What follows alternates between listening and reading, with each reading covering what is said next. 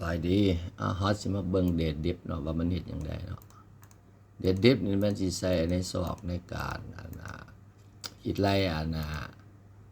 วันเดือนปีเกิดจนถึงปัจจุบันเนี่ยมีอายุจักปีจักเดือนจักวันเนาะเดดดิฟเนาะเฮาสิมาเปิด Excel ขึ้นมาเนาะเฮาสิพิมพ์เดือนใช่เนาะสมมุติวันเกิดมันต้องเดือนขึ้นก่อนเด้อนี่เด้อในซอฟต์แวร์เขาเขียนมาเนาะเดือน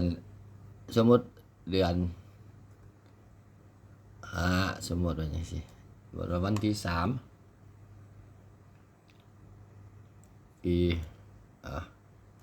อันนี้เนาะ8สมมติว่าอย่างสิโดยเขาสิใส่ปฏิทินย้อนหลัง100 ปีเนาะตัวนี้เขาสิฟอกมันตัวนี้ก็สิเป็น today เนาะ today ก็มื้อนี้เนาะตัวนี้สิฟอกแมทเอาวันขึ้นก่อนเนาะเวลาเขาพิมพ์วันทีนี่นะมันจะเป็นเดือนขึ้นก่อนหมดเนาะสมมติถ้าฟอกแมทเนาะเขาสิใส่ตัวนี้เป็นวันเนาะกับแมนดีเขาใส่2 ตัวกับ2 ตัวเนาะตัวหนึ่งกับตัวหนึ่งเนาะแล้วกับปีกับ4 ตัวเนาะหรือว่า2 ตัวก็ได้กับ y 2 ตัวเนาะมันจะเป็นได้นี่เนาะอันนี้มันเดือนปีเกิดเขาจะใส่เนาะ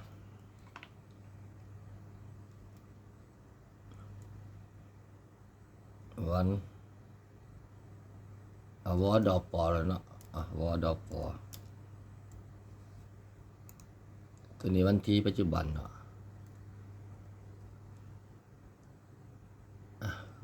ที่ปัจจุบัน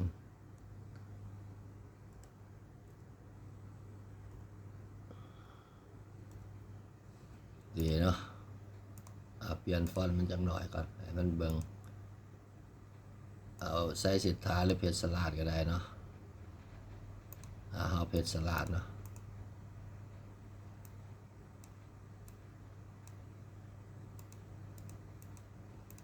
อันที่ใส่ฟังก์ชันเดดดิฟเนาะอาจจะให้เบิ่งอันนี้ตัวนี้แม่นปีเนาะ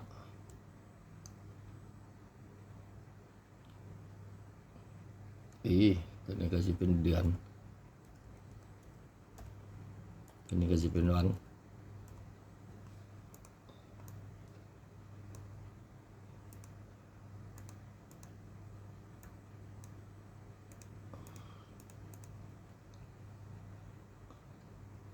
เดดดิฟนี่มันใส่ได้เลยเดดดิฟเนาะเขาสิมาเบิ่งเอาก็พิมพ์แล้วเดดเนาะเดดดิฟบ่มีในฟังก์ชันเนาะเดี๋ยวพิมพ์เอาเป็นฟังก์ชันสวยเดดดิฟเขาตัวนี้เนาะแล้วก็เขาสิล็อกคอนลัมน์ไว้เนาะเขาสิดึงสูตรไปเลยแล้วก็ตัวนี้เนาะวันที่ปัจจุบันวันเกิดวันที่ปัจจุบันแล้วก็ใส่เป็น y เนาะปีเนาะ57 ปีเนาะเอาสิดึงมาตัวนี้ก็ใส่เป็น m เนาะ ym เนาะเพราะว่าปีแล้วอยู่ในปีมันมีจักเดือนเนาะ ym เนาะ y 57 ปี2 เดือนเนาะ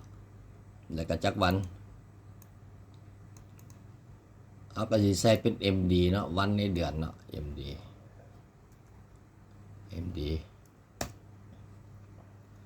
เอามาเบิ่งดูวันที่3 เดือน5นี่เนาะวันที่3 เดือน1968นี่มัน57เนาะกันลบกันเนาะเดือน5นี่มันเดือน7แล้วก็2 เดือนเนาะมันเกินวันที่3มาแล้วเกินไปอีกจักมื้อมื้อนี้วันที่22เนาะที่22เดือน7เนาะมันก็เป็น19 มื้อเนาะห่างกันเนาะอันนี้เป็นอายุคณะสิเฮ็ดอยู่ห้องเดียวเลยเฮาก็เฮ็ดแนวนี้ได้เนาะเท่ากับเดดดิฟคือเก่าเนาะเดดดิฟเปิดวงเล็บแล้วก็ตัวนี้เนาะจุดแล้วก็ตัวนี้จุดแล้วก็ y เนาะ y อยู่ในเครื่องหมายคำเว้าเด้ออัดวงเล็บ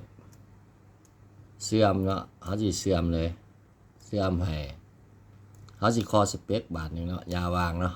อยู่ในเครื่องไม้เข้ามาแล้วก็เสื่อมให้เสื่อมให้เขาสิเขียนใส่วายบ่เป็นปีเนาะเป็นเยียเนาะเขียนเต็มเลยเสื่อมกับเยียเนาะแล้วก็เขาสิเอาตัวนี้แหละมาก๊อปปี้มาเลยเนาะเดดดิฟบ่เอาอันน่ะ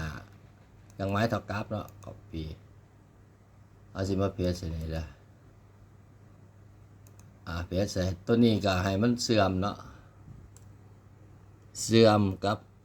เคาะสเปกยัก3เถื่อให้มันห่างนะ แล้วก็เสื่อมกับเดดดิฟตัวนี้เนาะแล้วก็ก๊อปตัวนี้มาเลยเนาะเอาฮอดเสื่อมนี่ก็ได้เนาะตัวนี้เขาสิเปลี่ยนเป็น Y เป็นเดือนเนาะเป็น M ตัวนี้ก็สิเป็นY ตัวนี้บ่ได้เปลี่ยนเนาะ Y ตัวนี้เปลี่ยนยาพี่เนาะยาเป็น YM เนาะ YM และตัวนี้ก็สิเป็น M สิแทนให้ได้มันเด้อตัวนี้ก็เป็น MD และตัวนี้ก็สิเป็นดีเนาะดีมันแทนให้วันเดือนปีเนาะอินเตอร์เบิ่งเห็นบ่57 ปี2 เดือน 19 วันเนาะตัวนี้เขียนอยู่ในเซลล์เดียวเนาะแบบอะไรก็แบบเขียนแบบอาเรย์เลยเนาะบ่ต้องแยกเป็นห้องเนาะบ่ต้องใส่เป็นคอลัมน์เนาะ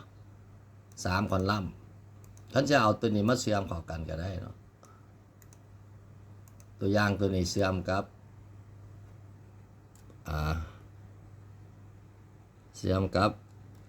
คอสเปกบาทหนึ่งเนาะแล้วก็เชื่อมกับปีสมมติเขาเสียเป็นภาษาลาวเนาะตัวนี้ก็คือกันเนาะเชื่อมคอสเปกเนาะแล้วก็เชื่อมเนาะตัวนี้คือกันเนาะเชื่อมแอนเนาะเครื่องไม้แอนอย่างไรเครื่องไม้เขาบอกเนาะตัวนี้เขาจะใส่ปีเนาะเดือนวันเนาะวันภาษาลาวเนาะเติมไปก็สิได้วันตัวนี้เขาก็สิใส่เดือนเนาะตัวนี้เขาก็สิใส่ปีสมมติว่า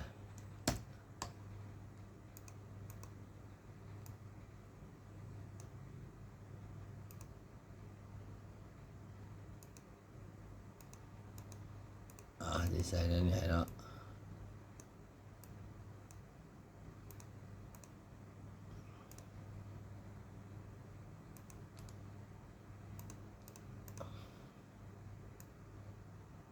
ตัวนี้เด้เขากับเท่าใส่ฟังเท่ากับอยู่แล้วเนาะเท่ากับตัวนี้เนาะเสื่อมกับเคาะ1 2 3แล้วก็เสื่อมกับตัวนี้เนาะเสื่อมกับ2 3เสื่อมกับตัวนี้เนาะอินเตอร์ไปบ้างเนี่ย57 ปี9 เดือน 12 วันเนาะเอาลองก๊อปปี้ลงมาบ้างเนาะ4 ตัว5 ตัวเนาะเอามาเปลี่ยนวันที่ตัวนี้เนาะมันก็สิไล่ให้เขาเนาะสมมติ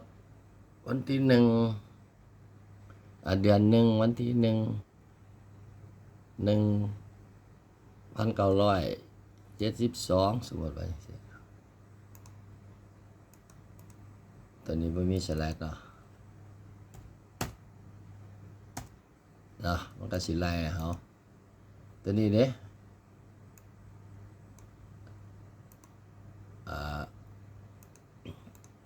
วันที่เท่าไหร่ที่3 เดือน 6 2000ปี 2000ปึ๊บอย่างนี้เนาะตัวนี้เด้ ยกตัวอย่างเลยวันที่8เดือน8เนาะวันที่4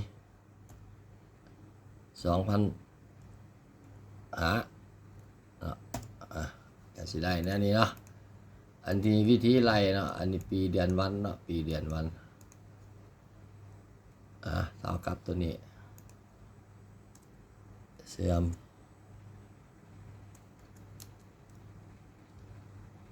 เสื่อม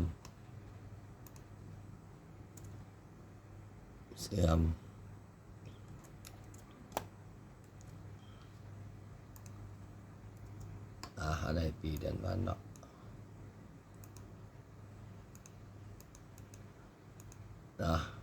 สิได้แน่นี่เนาะกับฟอกอันนั้นเฮ็ดเป็นรูปแบบเขาไปไล่อยู่ในเฮ็ดเวียกงานเขาเนาะสมมติว่าเอากับปรับให้มันงามแต่ตารางเขาติดตามพนักงานมันเดือนปีเข้าการออกการเนาะมันเดือนปีปัจจุบันผู้เกี่ยวอายุได้จักปีแล้วสมมติเขาเฮ็ดตัวเดย์ไว้เนาะเขาจะกู้ว่าผู้นี้อายุจักปีเขาถามมันเดือนปีเกิดเขาก็เฮ็ดได้เนาะมันก็ลบไปเขาเองเนาะบัดนี้เขาได้แล้วนี่แหละกะว่าสิเฮ็ดอันนั้นต่อเนาะบ่เป็นหยังวิดีโอหน้าจังสิเฮ็ดเนาะวิดีโอนี่หยุดสำนี้ก่อนสบายดี